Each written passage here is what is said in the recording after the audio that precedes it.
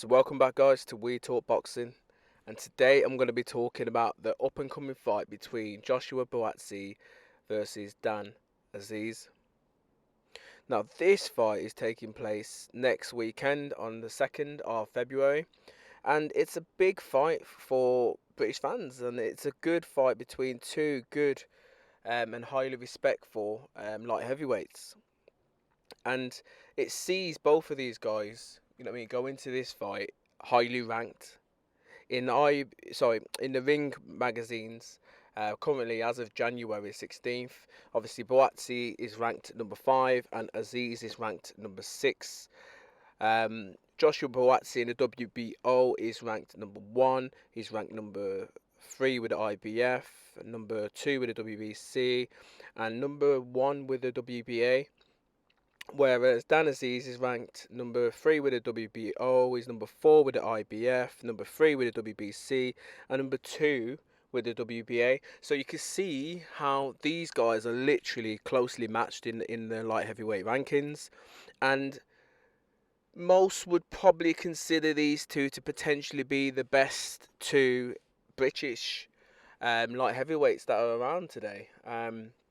It's quite controversial, quite subjective, depending on who you speak to, etc. But both are very highly ranked in the Ring magazine ratings, and we've recently seen the fight between Beterbiev versus Callum Smith, and we know what happened there.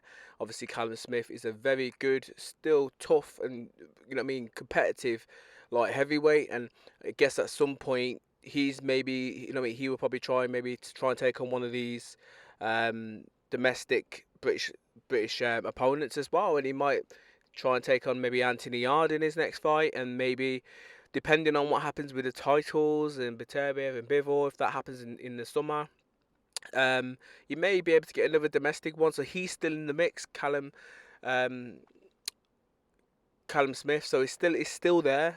As I mentioned, Anthony Yard's there as well. You've got Lyndon Arthur, who fought Bivol not long ago as well. So he's trying, he's in and around it as well. So we've got some good light heavyweights in the British scene at the moment. But for me, on form wise, these two, are there. Like, these two are like pretty much 1 and 2, in the British rankings. But it's quite subjective depending on who you speak to. Now, in regards to their records, Joshua Buatsi is currently 17 and 0. He's unbeaten with 13 KOs to his name. Similar record with Dan Azeez. He's 20 and 0. So he's undefeated as well with 13 KOs to his name.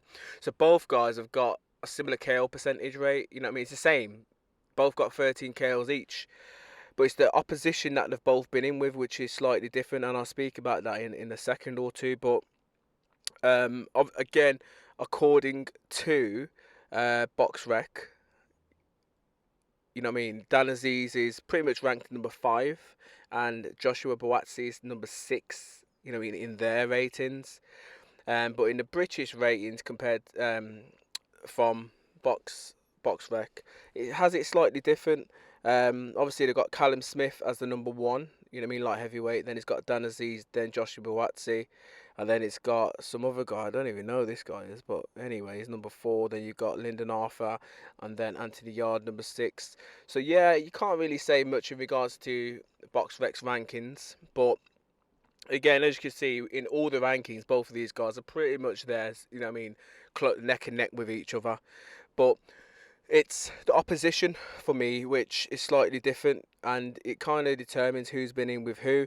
Now, we all know Joshua Buatsi obviously had a very successful, he had a good success basically in the Olympics, and obviously since then, hasn't really been in any realistically big fights. He's pretty much fought nobody's up until he fought against, for me anyway, this is my opinion, until he fought up against Craig Richards back in 2022.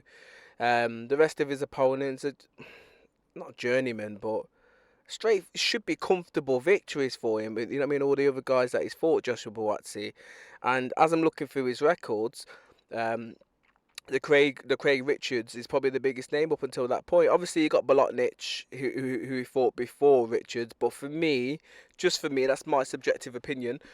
Craig Richards was the best opponent he has been in with until that point, and that was what, a couple of years ago, just under. You know what I mean? 2022 May time. So it's not really, you know what I mean? It's not really a great record, and it's not a good opposition that he's been in with. He hasn't, you know what I mean? He hasn't been active for a start, and the caliber of opposition that he's fought against hasn't. You know what I mean? It's not up there for someone who, you know what I mean, was so successful in the Olympics and was going to be the potentially the next best thing. You know what I mean? In the British scene. Whereas with Dan Azeez, on the other hand, you know what I mean, he's had 20 fights, as I mentioned. He's still unbeaten. He's been in there with some decent names on his record. A lot better than what Joshua Buatsi has been in there. He's been in with like Ricky Summers, Jose Burton, Shakan Pitters, Rocky Fielding. Yeah, some good names on his record. And the thing, what I like about Dan Azeez, I mean, I've got a lot of time for Dan Azeez. Dan Azeez has done it the hard way.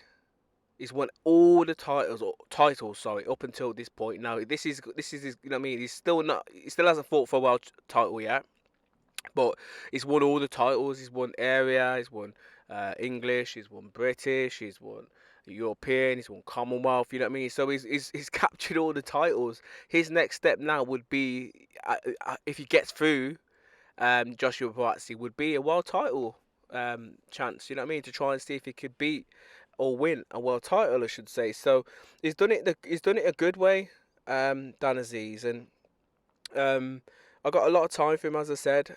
But him fighting against Joshua Buatsi, it's difficult to say because for me it depends, sorry, which Joshua Buatsi turns up. If it's the Joshua Buatsi who fought against Richards, then it's gonna be a tough night for Dan Azeez. But if it's a Joshua Buatsi who fought in his last fight, can't even pronounce the guy's name, like Grade Elia, whatever, which was last year, then Dan Azeez, you know what I mean, has got he's got a good chance. He's got a good chance of maybe causing an upset or hurting or dropping Joshua Buatsi. No, sorry, got that wrong. Um, what's it? Yeah. So if you know what I mean, Joshua Buatsi doesn't turn up and come up with his A game. It was that Stepien, that's it, Stepien. Pavel Stepien, that's his last opponent, and it was a tough fight for Buatsi. So if he doesn't come in here, you know what I mean, and he fights like how he fought against Stepien, then it's going to be a tough night for Joshua Buatsi, and I can see Dan Azeez having some success. Um, but it's going to be an intriguing fight. I feel as if, you know what I mean, both of these guys are friends outside of boxing, so it's going to go one or two ways. It's either going to be a really poor and dull competitive fight where, you know what I mean, it's more not a spar. I don't want to say like a sparring match, but I mean both guys have got too much respect for each other in the ring because they're friends outside. Or it could go the opposite, where yes, they've got a lot of respect for each other outside of the ring, but it's a fight, they're in there and they're literally, you know what I mean, trying to win, trying to knock each other out and trying to win and like trying to win the fight and want to, you know what I mean, go on and progress. So it's got the makings of one or two. It could either go either way, and for me, I hope it's the latter. I hope we do see an exciting fight because if it's a bore, then it's not gonna put them, you know what I mean, in good stead for maybe the winner of Bivol versus Beterbiev, and that's the fight that everyone wants to see next. You know what I mean, between those two, but you know what I mean, this fight has to be exciting enough to get people talking. Say, oh yeah, you know what I mean. Did you see the Buatsi versus Azeez fight? I mean, I feel as if one of these guys could beat one of those guys, which I personally still don't feel as if these guys are nowhere near the levels of Bivol or Beterbiev, regardless of how they perform on Saturday night. I just feel as if Bivol and Beterbiev are just different class, different gravy. And I'm really looking forward to that fight in June when them two get it on. But for this fight, I just hope it's a good fight. I know they're friends. I hope it's exciting, and I just hope it's not a bore. And it's again the first British proper domestic fight that we've had this year. We haven't had anything else. Do you know what I mean? So yeah, let's wait and see. Let's wait and see. But in regards to their physical stats and age and stuff like that, both quite similar, near enough in age. And height and reach. There's not much difference between both of them. You know what I mean? So yeah, I feel as if it's going to be a good fight. Um, let's see how Dan comes back after his back injury, and let's see what type of Buatsi we get. I hope it's a good fight, and if it's a bore, then yeah, I'll probably have to delay putting a video out. But anyway, guys, let me know your thoughts in regards to this fight between Joshua Buatsi versus Dan Azeez on the second. Do you like me? From my point of view, who do you think's going to win, and how do you think they're going to win? Do you think it's going to be a points victory? Do you think it could be a stoppage? Do you think it could be a knockout? I mean, do you feel as if someone's going to get injured, or there's going to be some sort of controversy? Do you think it's going to be a good fight? But anyway, let me know your thoughts, guys. I don't want to long this out too much, but as always, guys, please subscribe and comment. Bless.